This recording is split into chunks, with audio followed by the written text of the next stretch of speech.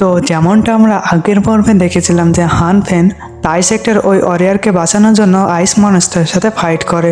হঠাৎ করে ওই ওয়ারিয়ারের পাওয়ার অ্যাক্টিভেট হয়ে যায়। তার পাওয়ার এতটাই ভয়ঙ্কর ছিল যে ওই আইস ডেমন ওখানে ব্লাস্ট হয়ে যায়। হান ফেন তাকে ধরার জন্য হাত আগে বাড়ায় ও ওয়ারিয়ার হানফিনকে শত্রু মনে করে তার উপরে অ্যাটাক করে দেয়। পরে তো এই পর্বের শুরুতে ওই আইস ভ্যালি দিয়ে কিছু ক্যারেজ যাচ্ছিল।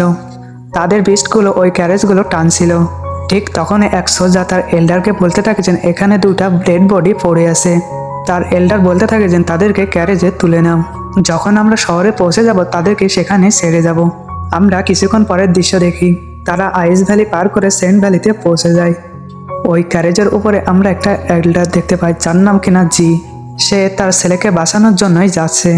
তার সার্ভেন্টকে বলতে থাকে যে চলো আমাদের তাইওয়ান 4 পর্যন্ত যেতে হবে।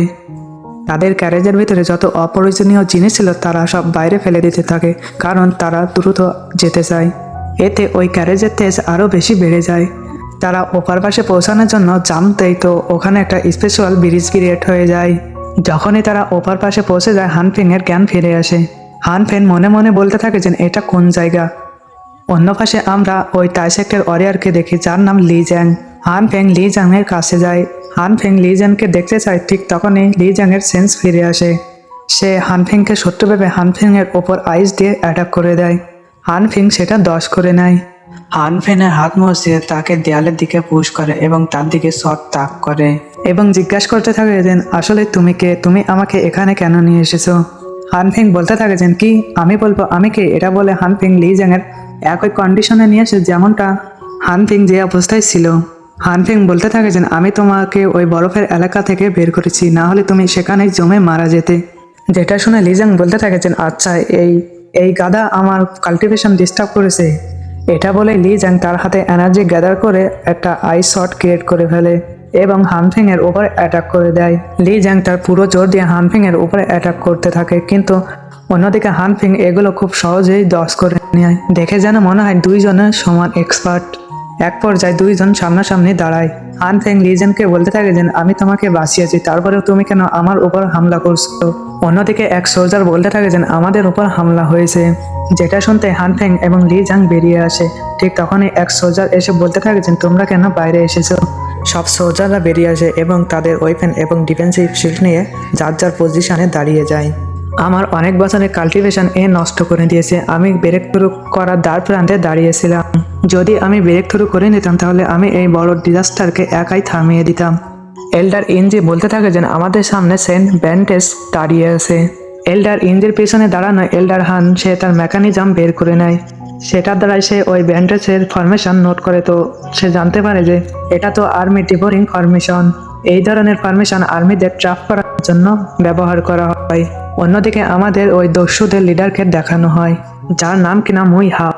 চলো সবাই আগে বাড়ো, যে সোজার যতগুলো সোজারকে মারবে সে তত বড়ই ইনাম পাবে। এটা শুনতে সব দস্যুরা তাদের ইভিল বিস্টের সাথে আগে যেতে থাকে।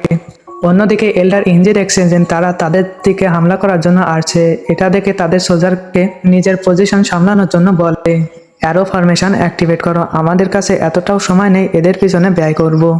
এল্ডার হান তার মেকানিজমের দিকে তাকিয়ে বলতে থাকে যে আমাদের 9 বিলিয়ন অ্যারো ফরমেশন ক্রিয়েট করতে হবে, যাতে একবারে আমরা সব দস্যুদেরকে মারতে পারি। যেই তারা কাছে আসতে থাকে অন্যদিকে এল্ডার ইনজি বলতে থাকে যে তোমরা অ্যারো রিলিজ করো। ও সোজাররা যখন তাদের অ্যারো রিলিজ করে তো আমরা দেখতে পাই যে সেটা হাওয়াতে সোজাররা যখনই তাদের অ্যারো রিলিজ করে তখনই আমরা দেখতে পাই যে ও অ্যারো মাল্টিপ্লাই হয়ে যাচ্ছে। দেখতে যেন একগুচ্ছ তারা, দেখতে মনে হচ্ছে যেন পুরো জায়গা তারা দিয়ে কভার হয়ে গেছে। ওই অ্যারোগুলো এক এক করে ওই দস্যুদের উপর লাগতে থাকে। একের পরে এক ওই অ্যারোর কারণে সবাই মারা যেতে শুরু করে। দেখতেই দেখতে ওখানে থাকা সোজারের সাথে সাথে ওই ইভিল বিস্ট অ্যারো শিকার হয়। সব জায়গায় যেন লাশ আর লাশ। অন্যদিকে লি জ্যাং বলতে থাকে যে এই অ্যারো যথেষ্ট নয়, এখনো 720 জন বেঁচে আছে। হানফিং বলতে থাকে যে তুমি কি শিওর। অন্যদিকে লি জ্যাং বলতে থাকে যে এখানে 300 পিক বিস্ট, এছাড়াও এখানে 400 উল্ফ বিস্টার রয়েছে। হানফিং বলতে থাকে যে ওখানে এত ধুলো উঠছে যে আমি ক্লিয়ার ভাবে দেখতে পারছি না।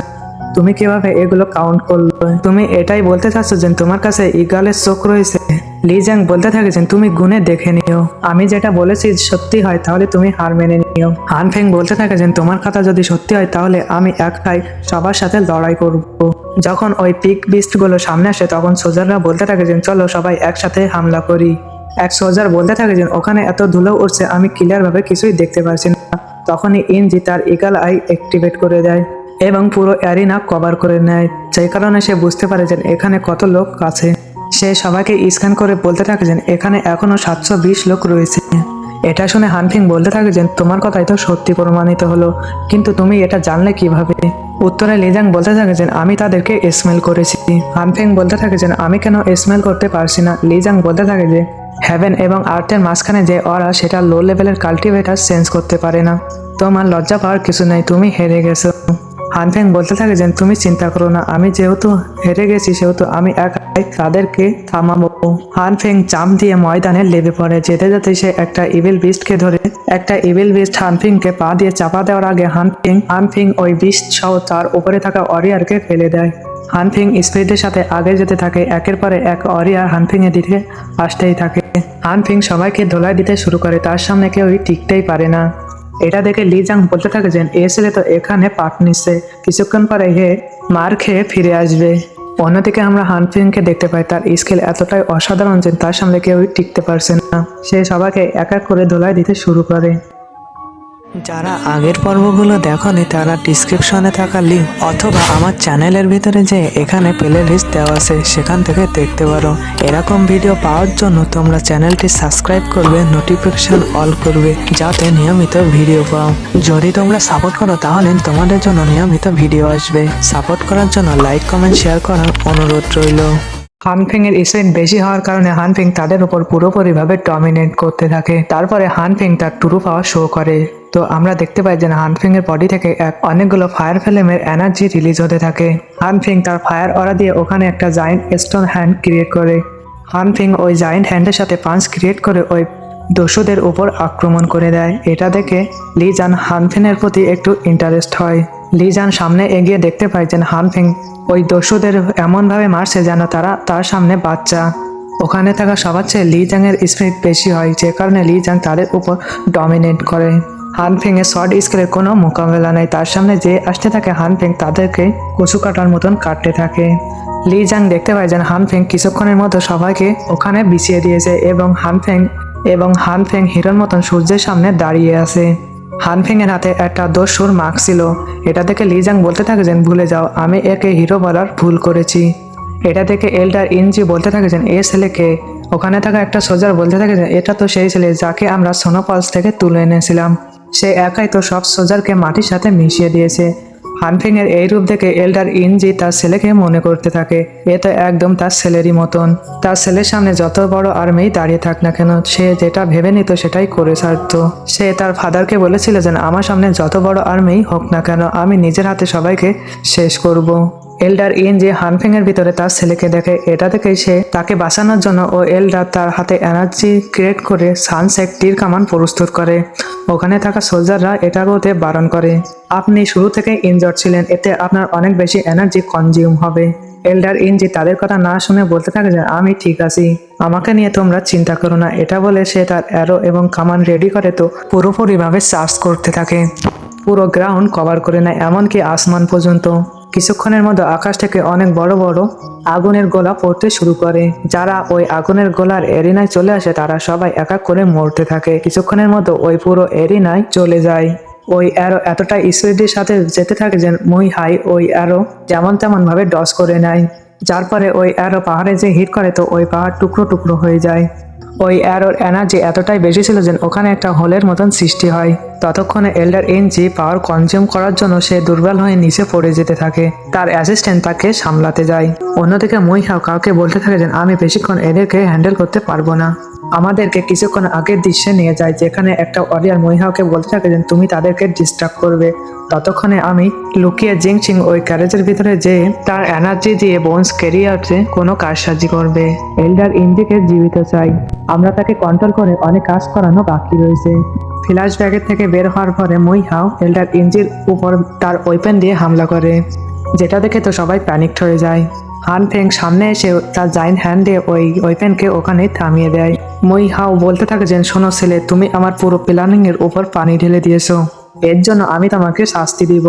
হান ফেং বলতে থাকে যে তুমি জানো না কারোর উপর লুকিয়ে হামলা করবো তো কিভাবে করতে হয়। এটা শুনে ও রেগে যে হান ফেং এর উপর তলোয়ার আরো বেশি পুশ করতে থাকে। হান ফেং তার জাইন্ট হ্যান্ডে প্রেসার দেয় তো ও ওয়েপেন ওখানে টুকরো টুকরো হয়ে যায়। মুই হাও আবার হান ফেং এর উপর অ্যাটাক করে তো হান ফেং সহজেই সেটা ডস করে নেয়। এখানে হান ফেং এর একটু চোট লাগে, যে কারণে হান ফেং তার মুখ থেকে রক্ত মুছে নেয় এবং বলতে থাকে যে চলো দেখি আমার সামনে তুমি কতক্ষণ টিকতে পারো। মুই হাও বলতে থাকে যে তুমি আমার পরিকল্পনা বেস্ট দিছ, আমি তোমার ছোট ছোট টুকরো করে দেব। হান ফেং বলতে থাকে যে তোমাকে আমি 10 সেকেন্ড সময় দিচ্ছি, তুমি যা বলার বলে নাও, এরপরে তুমি বলার মতন কোনো অবস্থায় থাকবে না। মুই হাও বলতে থাকে যে আমি তোমাকে সহজে মরতে দেব না, তোমাকে আমি তিলে তিলে মারবো, যেটা তুমি স্বপ্নেও ভাবতে পারবে না। হান ফেং বলতে থাকে যে এমন মৃত্যু আমি না, তুমিই মরবে। মুই হাও রেগে যায় হান ফেং এর উপর অ্যাটাক করে তো হান ফেং তার উপর পাঞ্চ মেরে দেয়। হান ফেং একের পর এক মুই হাও এর উপর পাঞ্চ মারতেই থাকে। হান ফেং তাকে পাঞ্চ মারতে মারতে হান ফেং একটা সুপার পাঞ্চ মেরে দেয়, যার ইফেক্টের কারণে মুই হাও উপরের দিকে যেতে থাকে। হান ফেং এখানে থামে না, হান ফেং তার পুরো এনার্জি দিয়ে 2 হাত চার্জ করতে থাকে। চার্জ করা হয়ে গেলে হান ফেং মুই হাও এর উপর অ্যাটাক করে তাকে মাটিতে ফেলে দেয়। হান ফেং লি জ্যাং এর দিকে তাকায় তো লি জ্যাং হান ফেং কে ইগনোর করে দেয়। মুই হাও বলতে থাকে যে তুমি কে, তুমি এত পাওয়ারফুল কিভাবে, তোমার ব্যাকগ্রাউন্ড কি? এটা বলে মুই হাও ওখানে অজ্ঞান হয়ে যায়। হান ফেং বলতে থাকে যে তোমরা জানতে চাও আমি কে? আমি তোমাদেরকে বলছি আমি কে। আমি হলাম, আমার নাম ইউশেন বুফু। এটা শুনে এল্ডার ইন যে অবাক হয়ে যায় এবং বলতে থাকে যে ইউশান কিংডম তো এক যুদ্ধে শেষ হয়ে গিয়েছিল, মনে হয় ইউশান কিংডমের এক ওয়ারিশ এখনো বেঁচে আছে। লি জাং ইউশান কিংডমের নাম শুনে একটু ইন্টারেস্ট হয়, কারণ ইউশান কিংডম লি জাং এর শত্রু। প্রথম পর্বে আমরা যে 2টা বাচ্চাকে দেখেছিলাম সেটা লি জাং এবং হান ফেং। লি জাং ওখানে থাকা ক্যারেজের দিকে তাকায় তো দেখতে পাই যে ওখানে যেখানে ব্রঞ্জ ক্যারিয়ার ছিল সেখানে জিং সিং কোনো কারসাজি করছে। যখনই ওখানে কিছু সোজার আসে তো জিং সিং জি ওখান থেকে লুকিয়ে পড়ে। তো এরই সাথে আমাদের এই পর্ব এখানে শেষ হয়ে যায়।